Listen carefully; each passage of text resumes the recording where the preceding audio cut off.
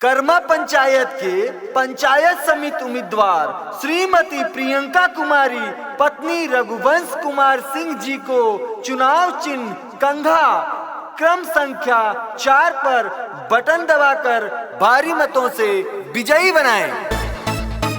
रघुवंश भैया जिंदाबाद जिंदाबाद जिंदाबाद। प्रियंका दीदी जिंदाबाद जिंदाबाद जिंदाबाद। क्यों पड़े हो चक्कर में, कोई नहीं है टक्कर में। क्यों पड़े हो चक्कर में, कोई नहीं है टक्कर में। जीतेगा भाई जीतेगा, रघुवंश भैया जीतेगा, जीतेगा भाई जीतेगा। रघुवंश भैया जीतेगा।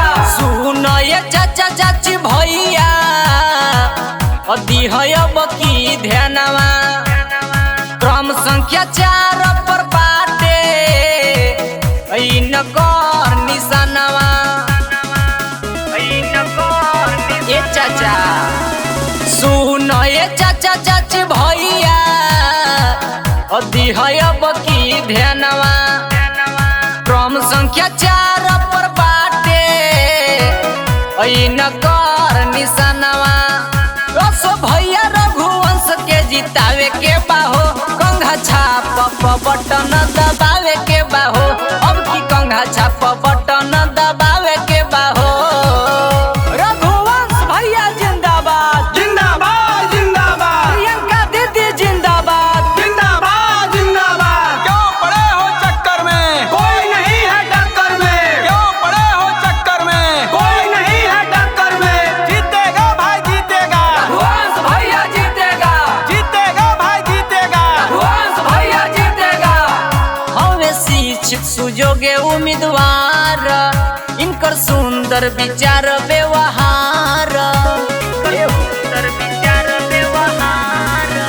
हमें शिक्षित सुजोगे उम्मीदवार इनकर सुंदर विचार व्यवहार इनके पंचायत समिति बनावे के बाहो कंघा छाप बटन दबावे के बाहो दीदी प्रियंका के विजयी बनावे के बाहो रघुवंश भैया जिंदाबाद जिंदाबाद जिंदाबाद। प्रियंका दीदी जिंदाबाद जिंदाबाद जिंदाबाद। क्यों पड़े हो चक्कर में, कोई नहीं है टक्कर में। क्यों पड़े हो चक्कर में, कोई नहीं है टक्कर में। जीतेगा भाई जीतेगा, रघुवंश भैया जीतेगा, जीतेगा भाई जीतेगा। रघुवंश भैया जीतेगा। नहीं नजर में बा कोई ऐसन भैया रघुवंश सिंह जी के जैसन भैया रघुवंश सिंह जी के जैसन ये चाची नहीं नजर में बा कोई ऐसन भैया रघुवंश सिंह जी के जैसन कर्मा पंचायत में नमवा खिलावे के बाहो कंघा छाप बटन दबावे के बाहो कंघा छाप बटन दबावे के बाहो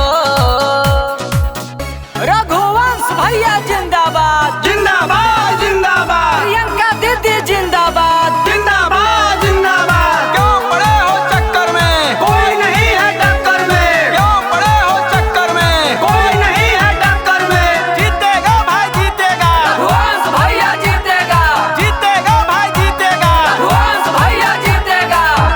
वोट दीह चाची करी विश्वास जीती जई है तो करी है विकास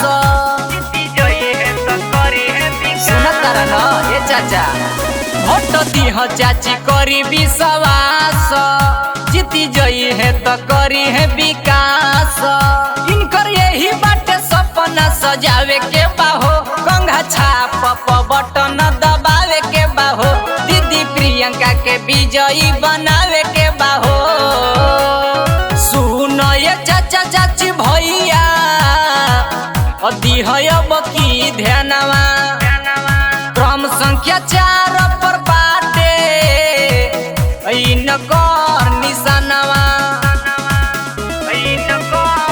ये चाचा सुनो ये चाचा चाची भैया अदी है अब की ध्यानवा क्रम संख्या 4 पर बाटे नगर निशानवा रसो भैया रघुवंश के जितावे के बाहो कंघा छाप बटन दबावे के बाहो अब की कंघा छाप बटन बटन दबा